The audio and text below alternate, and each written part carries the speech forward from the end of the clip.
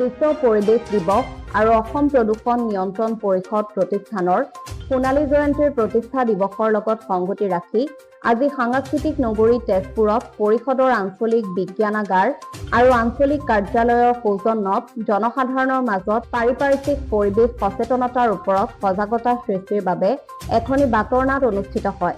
বাতৰ নাটখনৰ বিষয়বস্তু প্ৰদূষণমুক্ত পৰিৱেশৰ ওপৰত ভিত্তি কৰি তেজপুৰ যুৱ সমাজৰ সদস্যসকলে নাট্যকাৰ ভূপেন শৰ্মাৰ নাটক ৰচনা আৰু পৰিচালনাত অনুষ্ঠিত বাতৰ নাটৰ জৰিয়তে প্ৰদূষণৰ ভয়াৱহতা আৰু গোলকীয় উষ্ণতা প্ৰতিহত কৰাৰ বাবে প্লাষ্টিক বৰ্জন, গছপুলি ৰোপণৰ বাবে জনসাধাৰণৰ মাজত সজাগতা সৃষ্টিৰ প্ৰয়াস চলায়।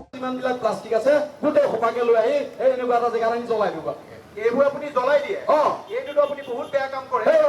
অলাগতীয়াল প্লাষ্টিক এই বটলবিলাক এই পলিথিনবিলাক জ্বলাই দিলে কি বেয়া কামটো কৰিলো হে আপোনাৰ? আপুনি এই প্লাষ্টিক জ্বলোৱাৰ কাৰণে আপোনাৰ ওপৰত মই বাতৰি কৰিম।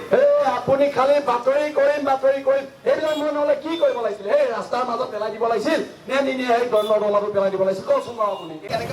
অৱশ্যে ৰ'ব, আপুনি যে গছ কাটি যে ফ্লেট বনাইছে, এই ফ্লেট বনোৱা জেগাত গছ ৰুইছে, এই দলং ঘৰত বনাইছে, ৰাস্তাৰ কাষৰ গছ কাটিছে, ৰাস্তা বহল কৰিছে, ৰৈ নোহোৱা গছ কাটিছে। আপোনালোকে যে ইমানবিলাক গছ কাটে, কিবা গছ কটাৰ সুবিধাটো লাভলেই হ'ল আৰু নহয়। এই গছবিলাক যদি নাকাটে ফেলে দলং এইবিলাক কেনেকে বনাব? পেলাওঁ ড্ৰেইনত পেলোৱাৰ কাৰণে সেই পানী বন্ধ হৈ পেলাই আমাৰ ৰাস্তাত উঠে।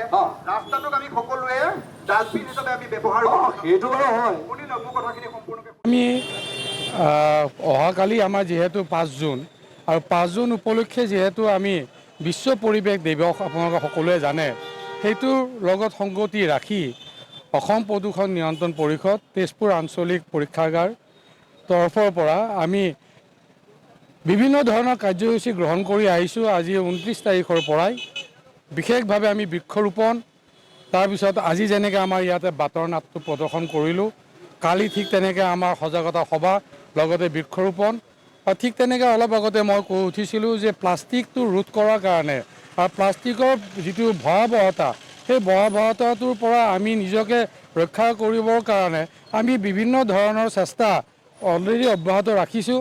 অতি সুখৰ খবৰ যে আমি এটা NGO ঢেকীয়াজুলি অলৰেডি আমি আৱিষ্কাৰ কৰিছোঁ। তেওঁলোকে প্লাষ্টিকৰ পৰা তেওঁলোকে ইতিমধ্যে ইটা বনোৱাৰ কাৰণে তেওঁলোকে প্ৰচেষ্টা হাতত লৈছে। সেই প্ৰতিষ্ঠানটোকো আমি অহাকালি আমাৰ এই যিটো সজাগতা সভা হ'ব বিশ্ব পৰিৱেশ দিৱস উপলক্ষে, তাতে আমি নিমন্ত্ৰণ কৰিছোঁ।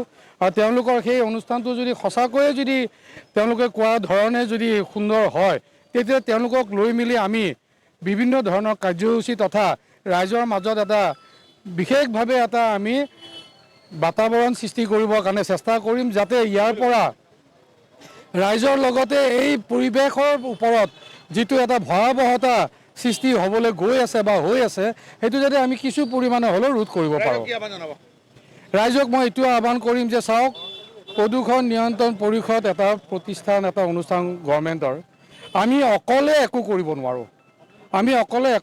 নোৱাৰোঁ। তাৰ কাৰণে আমাৰ ৰাইজৰ সহযোগিতা, আপোনালোকৰ সহায় সহযোগিতা আমাক নিতান্তই প্ৰয়োজন।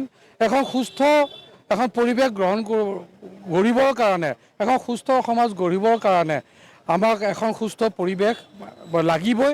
তাৰ কাৰণে মই ৰাইজক এইটোৱে অনুৰোধ কৰিম, আহক আমি সকলোৱে মিলি এখন সুস্থ পৰিৱেশ গঢ়ি তোলাত আমি সকলোৱে একেলগে আগবাঢ়োঁ। Bureau report, Agnikar news.